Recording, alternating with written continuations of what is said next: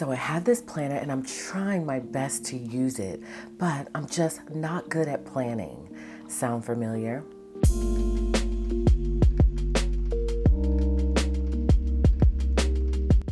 Hey guys, what's up? Welcome back to my channel and thanks for joining me for another video.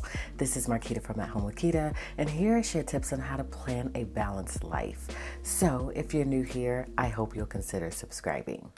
So you've got your planner and now you're ready to start scheduling and controlling your life. Congratulations and welcome to the planner community if that is you. But whether you plan your day or you're trying to organize your work schedule, there are certain guidelines you should follow to make sure you plan better and in a more productive way. So that's what we're going to talk about today. I'm going to share with you 10 simple tips that can help you to get the most out of your daily planning, especially if you feel like you're just not good at it. So let's get into it.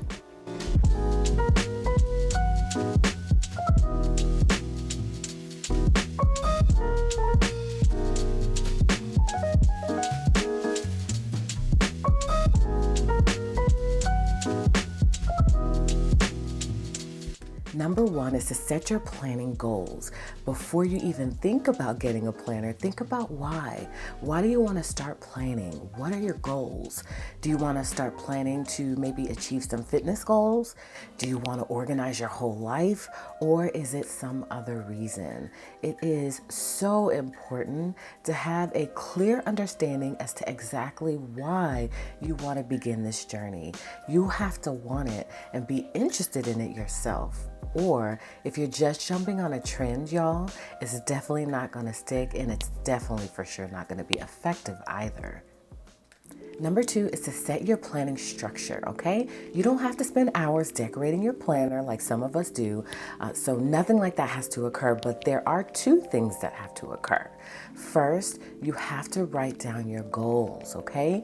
And once written down, they're going to become part of the plan. And even on a subconscious level, you're going to be working on them and you're going to want to achieve those goals. Second, you have to always check your monthly and your yearly goals in your planner. That is so important. So I personally have yearly goals, I have quarterly goals, and I have monthly goals. You really have to make sure that you're not just writing down a random to-do list or goals. You want to be able to do it mindfully and with purpose. Number three, formulate your tasks in an easy way. So make sure you write down your tasks as easily as possible. And most of all, write it in actionable steps. For example, don't write tidy up. Say clean the fridge or wash the dishes. And so when you look at your to-do list, you have to know exactly what to do, not just a vague suggestion. That is how procrastination starts, okay?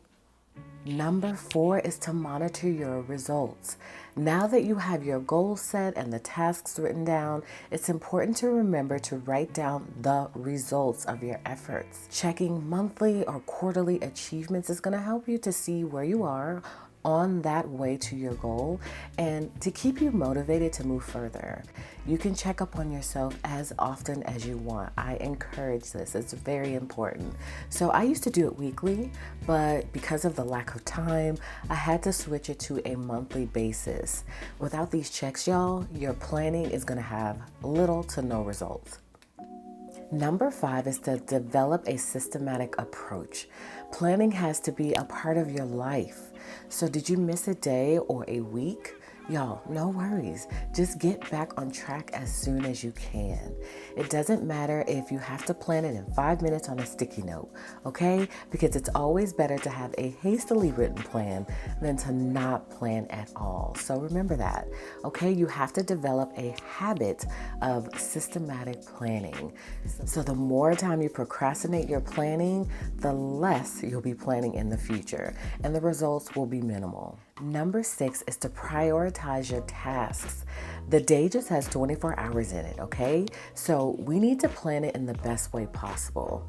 So make sure you have your priorities straight. And yes, we all know there are many little things you have to do, like work, cooking, cleaning, groceries, and so much more.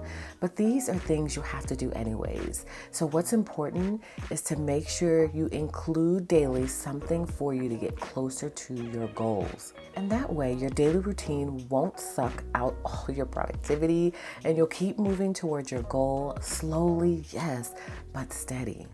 Number 7 is important, and that is to give yourself some grace, okay? As I mentioned before, it is important to keep planning and try not to miss a day, but the plan is instruction and life happens. So sometimes things will just not happen according to plan, and that's okay. Or sometimes you may not have time to plan.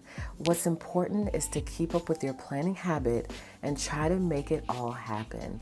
But the other important thing is to give yourself grace when it doesn't happen.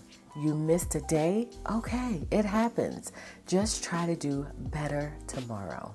Number 8 is to brain dump for a mind break. Your planner is a place to write down not only your to-dos, but also your thoughts and your ideas. So don't forget to do this as well. When you put your ideas on paper, you let your brain flow further and come up with something new.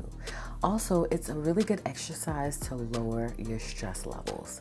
Number 9 is to try a different system if things aren't working. There are many ways to plan your days, so don't be afraid to try them out and find the perfect one for you. Some people prefer bullet journaling, some people prefer a traditional planner. For others, they may love printables, or maybe you're a digital person and you can just be happy planning in some sort of software or printing printables online and adding them to your planner. So try out and find what helps you to be more organized. Number 10 is to plan rest time, you guys. Most of us start planning to be more productive. And a lot of people take this as plan as much as you can and do it all in a day. And you know what? This, as I've learned pretty fast, leads you to burnout. And y'all, your goals won't be achieved and you'll need to lay back for a while just to recover. So make sure that you don't overdo your planning. Plan some time to relax, recover, and get back that energy to fight another day. So that's it, you guys. Those are my tips for planning if you just feel like you're not good at it. And we all kind of start out that way until we get our bearings and we become better at being more productive and planning our day that's going to work best for you. So don't beat yourself up about it. Eventually you'll get into the swing of things and you'll feel like you're planning and you're tackling those tasks. And that is the key. So y'all, drop a comment below and let me know if you've got some additional tips to add that you could share that will help everyone. Drop them in the comments box below. We'd love to hear from you. So thank you guys so much for joining me today. I really appreciate you stopping by to catch this video. I really hope that it has inspired you in some way to plan your best life, in which case you'll give me a thumbs up on this video. You will consider subscribing to my channel if you're new here. And of course, I want you to come back by and catch another video, in which case I'll see you guys then.